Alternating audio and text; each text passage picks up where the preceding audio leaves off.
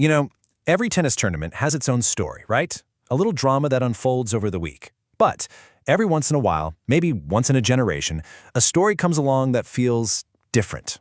It's less like sports and way more like a movie. And let me tell you, the Shanghai Masters delivered a script so insane you'd swear it came straight out of Hollywood. I mean, even the commentators were just stunned. You hear them say it right there. You could not make this up. And honestly, that nails it. Because what happened in Shanghai, it wasn't just unlikely. It was something the tennis world had literally never seen before.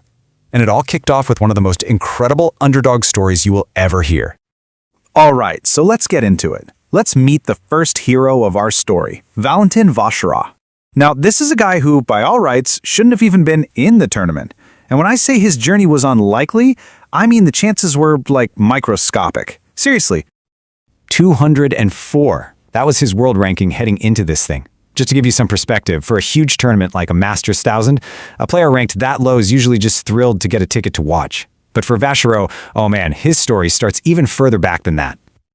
Yeah, you really gotta let this sink in. He wasn't just a qualifier, he was an alternate for the qualifying rounds. It's like being on the wait list for the wait list. He literally needed someone else to pull out just so he could have a shot at trying to qualify for the main tournament. The odds are just staggering. So check out this path. It's just wild. He squeaks in as an alternate, fights through 2 qualifying matches just to get into the main draw, and then he goes on a tear. He reels off 5 straight wins, knocking out giant after giant, and this unbelievable dream run leads him straight into a semifinal against, well, a living legend. So, the matchup. On paper, it was just absurd. You've got the world number 204 on one side of the net, playing in his very first Masters 1000 semi. And on the other side? Oh, just Novak Djokovic, maybe the greatest player to ever pick up a racket. This was David versus Goliath, no question. And then it happened. The impossible. Vacherot didn't just hang with the legend, he beat him. And he did it in straight sets.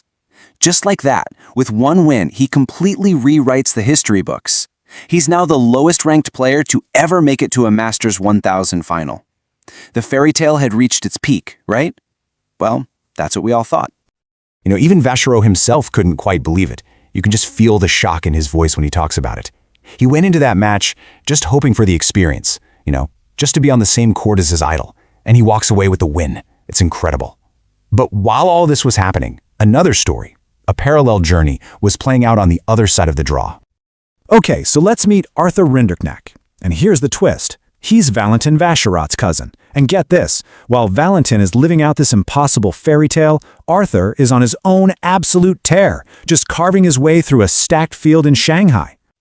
And listen, this was no fluke. Rinderknech wasn't just getting lucky. He took out 4 top 20 players in a row. I mean, look at this list of guys he beat. Zverev, Lehecka, Auger Aliassime, and then in the semis, the former champ Daniel Medvedev. He was playing the absolute tennis of his life, but even in the middle of all that, something else was on his mind. This is just incredible.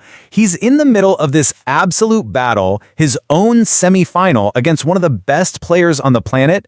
And what's he thinking about? His cousin's final. His whole mindset was basically, okay, even if I don't win this, I'm going to make this guy run. I'm going to wear him out so Valentine has a better chance tomorrow. Wow, now that is family. But here's the thing. He didn't lose. He fights back from a set down, he saves 10 break points, and he wins. He pulls it off. And right there, in that moment, the thing that felt like a Hollywood plot twist suddenly became real. The stage was now set for a final that the sport of tennis had never, ever seen. So here we are, 2 cousins, 2 runs that nobody saw coming, and it all leads to the biggest final of either of their careers, where they have to play against the one person they've been rooting for all week long, each other. And let's be super clear about this. Neither of these guys just lucked into the final. No way. They earned it big time. They both had to go through absolute legends to get here. Vacherot took down Djokovic, Rinderknech took down Medvedev. They both deserve to be standing there. But their story, their shared history, man, it goes back so much further than just this one week in Shanghai. Because, see, they weren't just family. They were teammates. They played together in college at Texas A&M. They were Aggies. They pushed each other. They trained together. They dreamed of making it as pros together. And now, all of that, all those years, it all comes down to this one match. And that really brings us to the heart of it, doesn't it? The big emotional question mark hanging over this whole thing. How do you do it? How do you flip that switch and suddenly see the guy you grew up with, your own flesh and blood, as just the opponent, especially when the stakes are this high?